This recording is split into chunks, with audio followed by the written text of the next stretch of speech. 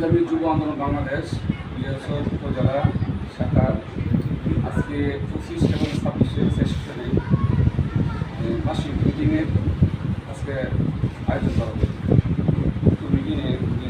উক্ত মিটিংয়ে সম্মানিত সভাপতি সাহেব, যুব আন্দোলনের বাংলাদেশ সভাপতি সাহেব এবং অন্যান্য ইউনিয়নের নেতৃবৃন্দ সবাইকে আসসালামু আলাইকুম।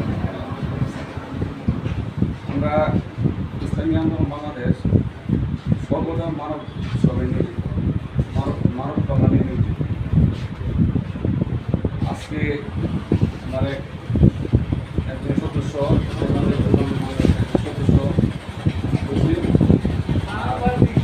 সাময়িক ইউনিয়নের আমি বলবো প্রত্যেক মানুষ মুসলমান বাইরের সম্পর্কে আগে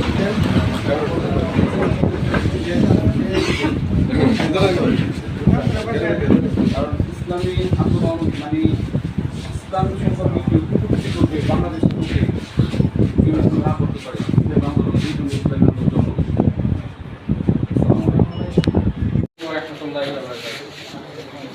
ইসলামী যুব আন্দোলন বাংলাদেশ কুলিয়ারচর উপজেলা শাখা পক্ষ থেকে আজকে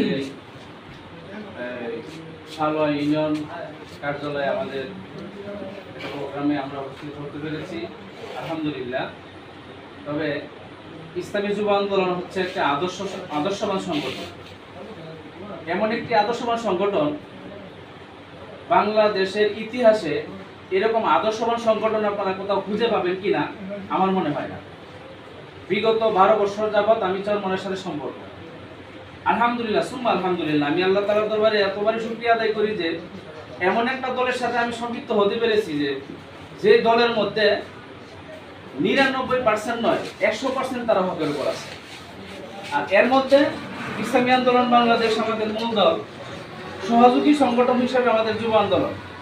এই ইসলামী যুব আন্দোলনের কুলিয়ারচর উপজেলার যে নেতাকর্মী আছে, আমরা সবাই সক্রিয়ভাবে আমাদের এই কুলিয়ারচর উপজেলায় আমাদের ইসলামী যুব আন্দোলনের এমন একটা বেগমান তৈরি করতে চাই, সেটা যেন কুবৈরা আব্দুল্লাহপুর হোক, আমাদের সালোয়া ইউনিয়ন হোক এবং আমাদের 6টা ইউনিয়নে এবং কুলিয়ারচর উপজেলার প্রত্যেকটা মানুষ বুঝতে পারে উপজেলার পক্ষ থেকে ইসলামী যুব আন্দোলনের লোকগুলো যেভাবে ইসলামের দাওয়াতের কাজ করে যাচ্ছে, এই কাজগুলো বেগমান হয়ে উঠতেছে ইনশাআল্লাহ।